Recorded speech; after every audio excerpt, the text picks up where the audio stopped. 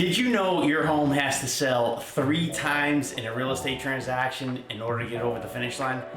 My name is Mitch Boraski, Senior Real Estate Advisor located right here in Charlotte, North Carolina. And today's tips are to give you the major milestones you're going to go through as a seller and also how to navigate those to best set yourself up to get your property sold. Let's get started. The first time your home will sell will of course be at the sale price. And you may be asking, well, Mitch, how do we determine sale price? That's a great question, and as professional agents, we do a lot of work on the front end to make sure your home's positioned in a way to get the property sold, because at the end of the day, that's exactly what you want. So we look at a lot of things, not only your square footage, your layout, bedrooms and baths, topography of the land, how old the house is, the fit, finish, and condition, but then we'll also look at the location. Again, like the old saying goes, location, location, location. That's exactly what we're comparing here. And we look at all the homes that have closed recently that is just like yours. And the trick is to position the home in such a way that we attract the most amount of buyers the moment the home hits the market. Just like an auction, real estate works the same way. The more people that show up to the auction, the higher the sale price. And that's the secret. Getting your sale price in line with the market and getting you the most amount of activity to drive that price up. The second time your home will sell will be at inspection. Inspections are a serious thing, like in a lot of other states. Here in North Carolina, some of the most common things that are found are, number one I can think of, are the crawl spaces. Here in North Carolina, those are very common. We have a very warm, moist climate, and under the home, if it's not properly encapsulated, if you don't have a dehumidifier, a lot of these issues arise with moisture. Some other common inspection things that we see: water pressure in the home, that's a big one. Toilets being loose, but the major systems in the home are the obvious first check. Electrical, plumbing, HVAC, water heaters, roof. Those are all main things and foundations that inspectors check. So if you're getting prepared to sell your home, make sure your major systems are in line, because those will certainly be found. But here's the thing.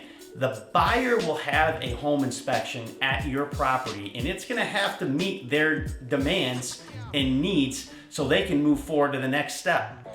So really, this is the second time the home will sell, because your home is gonna have to pass this step in order for a buyer to feel comfortable to move on to step 3, which is the appraisal. The third time your home will sell will be at appraisal. And this is interesting because this ties into step 1. Getting the sale price right and being able to justify it as professional real estate agents is a big deal, and here's why. Most deals, if they're not cash, are gonna be financed through an institution, well, it's a bank or a mortgage company, and they're gonna have a professional appraisal come out and make sure that the property value is in line with what the contract price is. If there's any discrepancies, there's really in North Carolina 3 things that can happen. Number 1, the buyer can elect to pull out, which that's no good. Number 2, they can come up with the difference. Let's just say the home's worth, under contract for $10 and it appraises at $8. Well, the buyer can cover the difference of the $2 if they choose. And the third thing is, of course, they could negotiate and say, look, I can only get a loan at $8 and the home is under contract at $10. I need you to come down to $8 or I need to walk away. You can see why this is such a major step in the sales process, because if you don't price the house correctly up front, it can really cause you some pain in step 3. However, there is a workaround.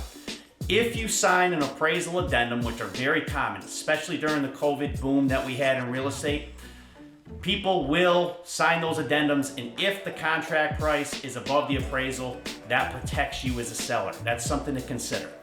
But again, this is the third step and the final step you need to jump through in order to get your property sold.